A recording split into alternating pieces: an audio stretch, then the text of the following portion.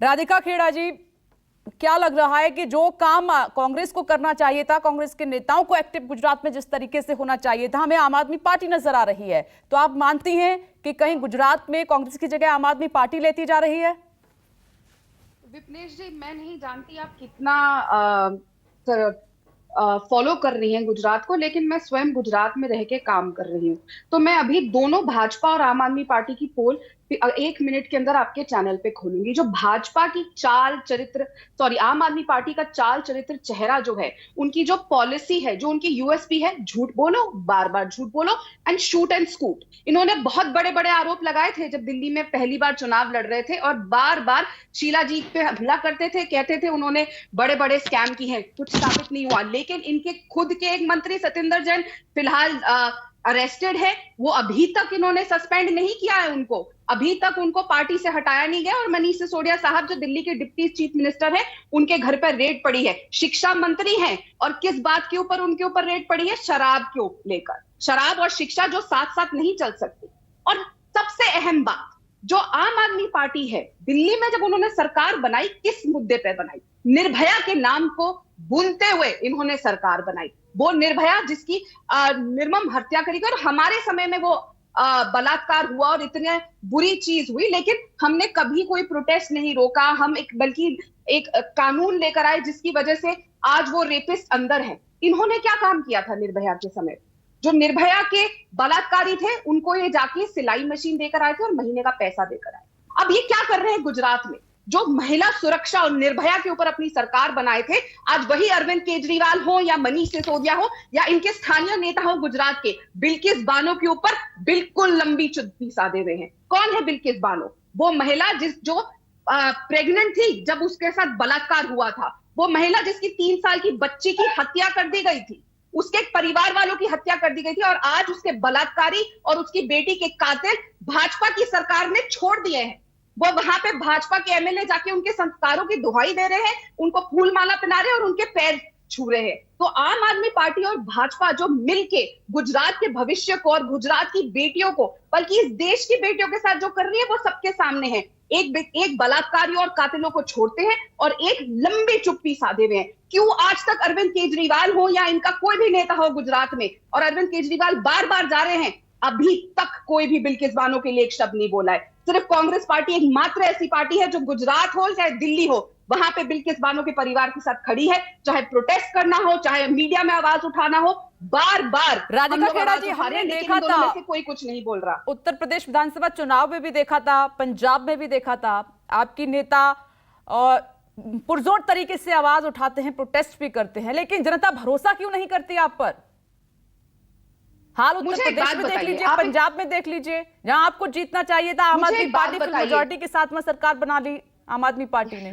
मैं आपसे एक सवाल पूछना चाहूंगी, आप एक महिला हैं, क्या आप इस बात का फेवर करेंगे कि रेपिस्ट को छोड़ा जाए? क्या किसी भी रेपिस्ट को उसकी संस्कार की दुहाई देके छोड़ दिया जाना चाहिए? वो कैसे संस्कार थे तो जो एक प्रेग्नेंट महिला का रेप कर रहे थे, और ये चुप बैठे। इनसे सवाल इसलिए पूछा जा रहा है बार बार क्योंकि मैं फिर कहूंगी, इन्होंने निर्भया का नाम लेके सरकार बनाई थी दिल्ली में महिला सुरक्षा को लेकर, लेकिन अरविंद केजरीवाल साहब जो बार बार गुजरात जा रहे हैं, वो क्यों चुप बैठे हैं बिल्किस बानो के ऊपर? अगर हमें जनता ने गुजरात में वोट नहीं दिया तो हम महिलाओं के लिए आवाज नहीं उठाए? हम उन बलात्कारियों को सड़क पे घूमने दे, आम आदमी पार्टी के दौरों को घूमने दे?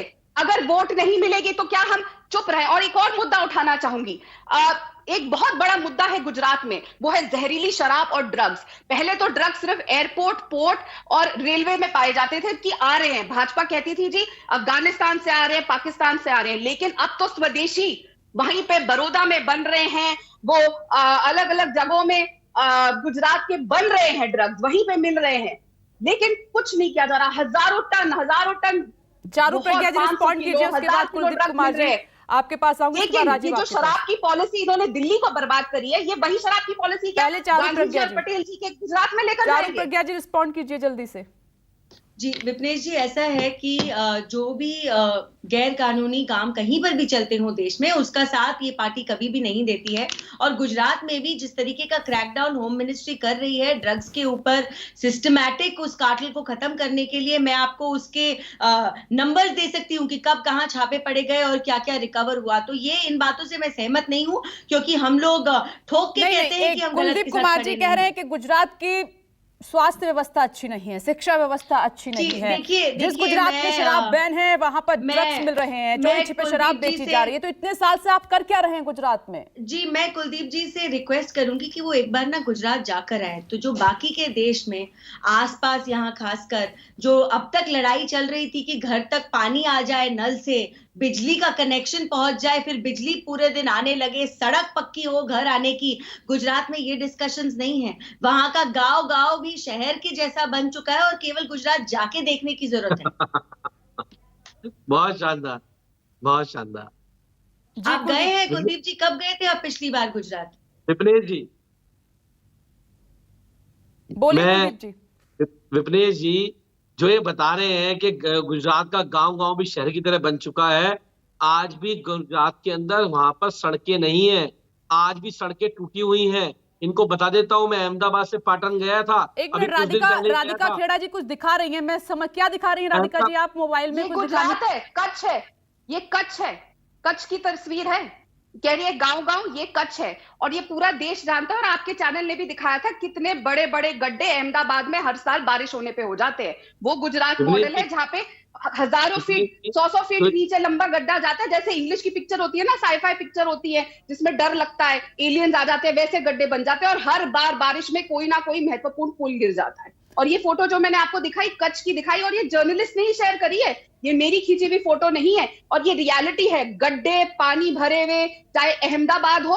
जब आप अहमदाबाद और कच्छ को ही नहीं ठीक रख पा रहे, आप कौन से गांव की बात कर रही हैं? आपको पता है जो गांव है अहमदाबाद से 10 किलोमीटर की दूरी पर ऐसे गांव है जहां पे सड़कों की इतनी बुरी हालात है, चाहे बारिश हो या ना हो, कि अगर कोई महिला जिसका जो गर्भवती हो और बच्चा होने वाला हो, वो उन्हीं गड्ढों में जाने से पहले ही बच्चा वहां पे पैदा हो जाए। इतनी बुरी हालतें हैं सड़कों की। एक मिनट रुकिएगा, क्योंकि जो तस्वीर दिखाई है राधिका खेड़ा जी ने, उसका जवाब चारू प्रज्ञा जी ही दे पाएंगी। दोनों उसको स्क्रीन पर लाइए और चारू प्रज्ञा जी जवाब दीजिए। इतने साल से आपकी सरकार क्या कर रही है? आप जिस विकास की दुहाई दे रहे हैं उसकी पोल खोल रही है राधिका खेड़ा जी।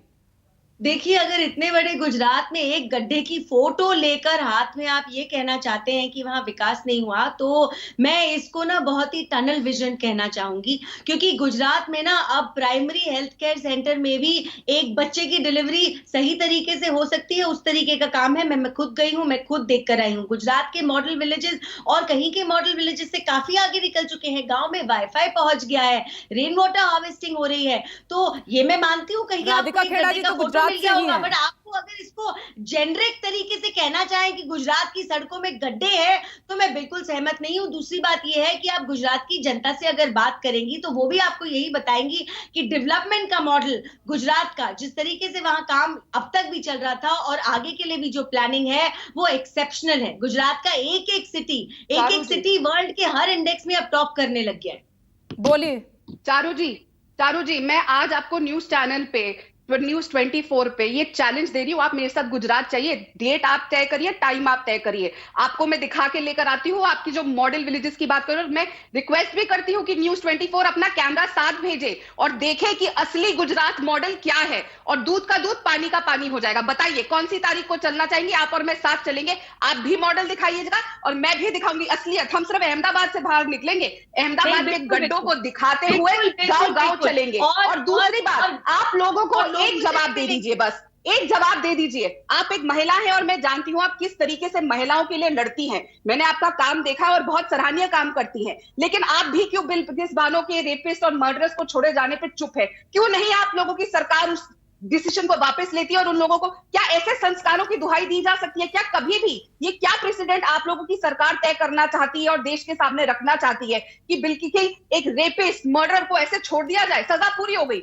जल्दी रिएक्शन के लिए टाइम कम है, जल्दी से दिया जाएगा। चारू प्रज्ञा जी जल्दी से जवाब दीजिए, उसके बाद मैं कुलदीप जी के पास जाऊंगी और कंक्लूजन के लिए अपने सहयोगी राजीव के पास। देखिए, हर सरकारी प्रक्रिया के पीछे एक वजह होती है और इसमें मैं किसी भी गलत को डिफेंड वापस नहीं करूंगी। राधिका जी, आप ये बात जानती है, लेकिन हमारे जेलों की भी स्थिति आपको पता होगी। डेट और तारीख, टाइम बताने के लिए तैयार हैं आप जाने के लिए? राधिका खेड़ा जी ट्रम्प वाली दीवार भी दिखाएंगे, जो डोनाल्ड ट्रम्प की दीवार बनाई गई थी गरीबी छुपाने को।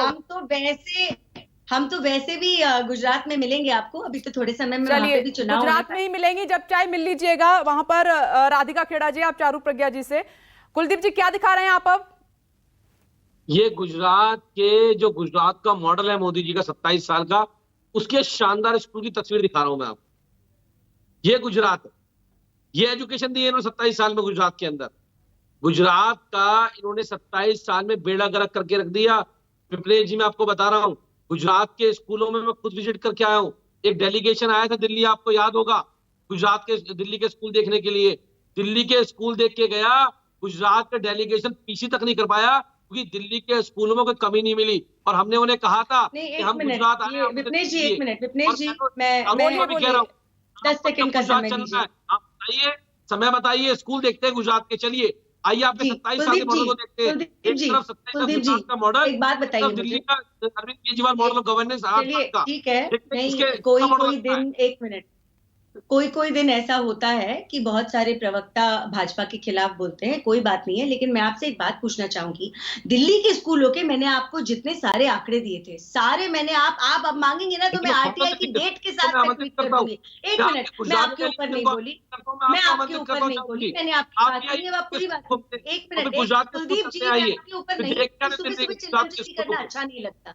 नहीं, ये कहीं ऐसा तो नहीं है कुलदीप कुमार जी जो यहाँ पर चारू प्रज्ञा जी कह रही हैं कि 4-5 स्कूल को चमका दिया और आपने फोटो खींच ली। ऐसी गुजरात में एक स्कूल की हालत खराब है, वो फोटो खींच के ले आए, बाकी को आपने नजरअंदाज कर दिया। जी मैं यही कहना चाहूंगी, एक मिनट, ये कुलदीप जी एक मिनट रुक जाओ मेरे भाई, कुलदीप मेरे भाई एक मिनट रुक जाओ। आपकी बारी थी ना बोलने की, जब मेरी बात खत्म हो जाए तब आप बोल लेना। सुबह सुबह एक दूसरे 10 सेकंड आपको दिए जल्दी से जी, ये सब हम शाम को करेंगे। चारू प्रज्ञा जी 10 सेकंड आपको दिए जल्दी से। मैंने आपको आंकड़ों के साथ जितने सारे पॉइंट्स बताए कुलदीप जी का, उनके लिए कोई भी जवाब नहीं था। मैं आपको दावे के साथ कह सकती हूँ कि दिल्ली में कुछ पॉश स्कूलों को छोड़ के बाकी स्कूलों का जो हाल है वो इतना खराब है, पर कुलदीप जी उसके बारे में बात नहीं करना चाहेंगे। अगर 2 फोटो लेकर आप पूरे गुजरात मॉडल को बदनाम करना चाहोगे तो वो सही नहीं है। आपको फिर आप देखो, सुबह के डिबेट में ये सब अच्छा नहीं लगता। विपनेश जी जरा बताइए इनको, शाम को कर ले ये सब। तो आप 2 फोटो लेके पूरे गुजरात मॉडल को बदनाम करोगे। मैं तो आपको आंकड़े दे रही हूँ, आपके प्रदेश के आंकड़े दे रही हूँ, आपके प्रदेश की सच्चाई आपको बता रही हूँ। 1 मिनट में रोकना चाह रही हूँ दोनों। नमस्कार, मैं हूं मानक गुप्ता। अगर आपको हमारा ये वीडियो पसंद आया हो तो इसे लाइक और शेयर जरूर करें, और हाँ, हमें सब्सक्राइब और फॉलो करना ना भूलें ताकि आप देश और दुनिया की कोई खबर मिस ना करें। तो जुड़े रहिए हमारे साथ और देखते रहिए न्यूज़ 24।